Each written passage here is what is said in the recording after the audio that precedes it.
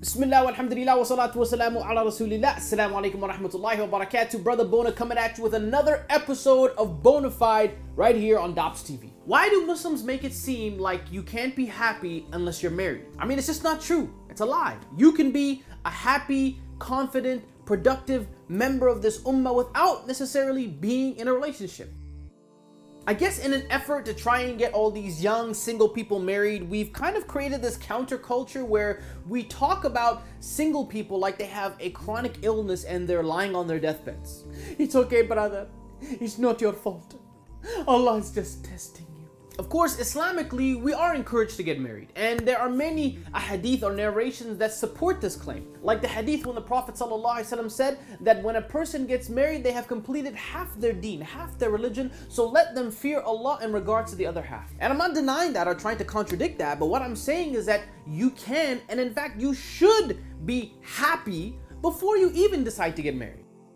To put an expectation on someone else that their commitment to you is a commitment to keep you in a constant state of happiness for the rest of your life is, first of all, completely unfair to that person. Secondly, it's absolutely crazy. I mean, it's really nuts. And we've all just collectively accepted that it's completely fine to give someone else the remote control to your own emotional state and happiness. Yes, marriage is fantastic, and it can add so many different layers of happiness into your life. But your spouse is not there to provide you with a special formula of happiness that you're not capable of finding within yourself.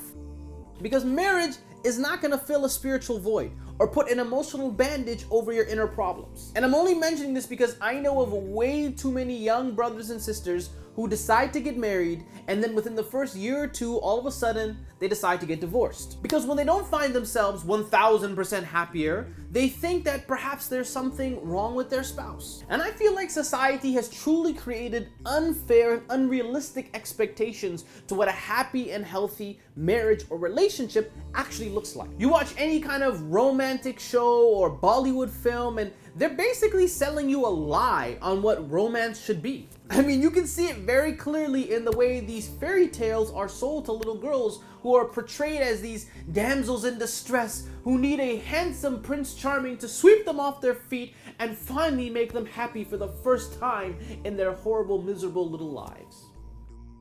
But Allah Azza wa Jal tells us in the Quran that verily it is in the remembrance of Allah that hearts do find rest. And of course, we will never experience the complete sense of happiness in this dunya, because obviously that type of happiness is only reserved for the believers in the akhirah. And like I said, I got nothing against marriage. I'm married. But we need to stop using marriage as an ultimate measuring stick of happiness, because there are some people who are single who are extremely happy, and there are other people who are married who are extremely miserable. And if you're single and you're a miserable person, then who would want to marry you anyways? I mean, that's not very appealing at all. Look, you need to get your own life together, love it, live it, then share it with the world. Brother Boonaa Mohammed signing off. Jazakallah khair for watching. See you again next time. Assalamu alaikum wa rahmatullahi wa barakatuh.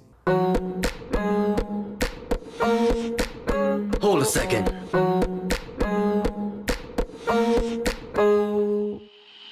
The point I'm getting at is that even though social media can be a great tool, and then people who love you would come to you.